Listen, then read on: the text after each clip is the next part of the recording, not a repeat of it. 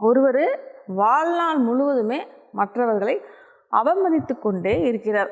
அவரிடம் பணம் இருக்கிறது, வசதிகள் இருக்கிறது, அதிகாரம் இருக்கிறது. ஆனால் ஏழைகளை பார்த்து இகழ்கிறார், பலவீனமானவர்களை பார்த்து சிரிக்கிறார்.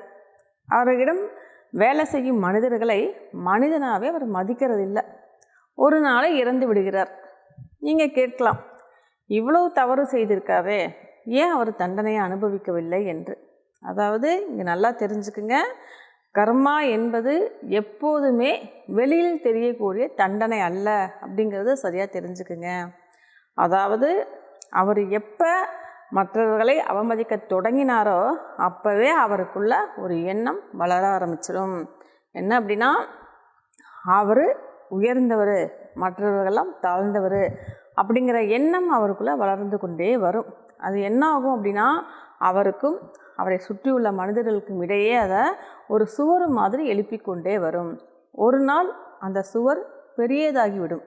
அப்போது அவரை சுற்றி எவ்வளவு மனிதர்கள் இருந்தாலும் அவர்களிடம் இவர் அன்பு செலுத்த முடியாது, உண்மையாக இருக்க முடியாது, அவர்களை நம்ப முடியாது.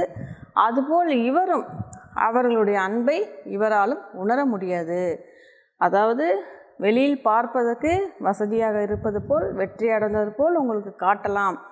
ஆனால் என்ன இருந்தாலும் அதை அவர் அனுபவிக்க முடியாது. அவரை சுற்றி எவ்வளவு மனிதர்கள் இருந்தாலும் அவருக்குள் அவர் தனிமையானவனாகி விடுவார். இதுவும் ஒரு கர்மாவின் வடிவம்தான் அப்படிங்கிறத சரியாக தெரிஞ்சுக்குங்க. அதனால் யாராவது தவறு செய்தால் அவர்கள் ஏன் தண்டிக்கப்படவில்லை என்பதை மட்டும் பார்க்காதீங்க. ஏன் அப்படின்னா, சில விளைவுகள் வெளியில் தெரியும், சில விளைவுகள் அவர்களுடைய மனதில் உருவாகும், சில விளைவுகள் உறவுகளாக வரும், சில விளைவுகள் பழக்கமாக வரும், சில விளைவுகள் உங்களுடைய குணமாகவே மாறிவிடும் அப்படிங்கிறத தெரிஞ்சுக்குங்க.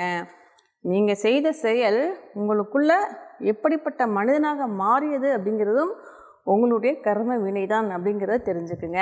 அதாவது கர்மா என்பது எப்போதுமே வெளியில் தெரியக்கூடிய தண்டனை அல்ல.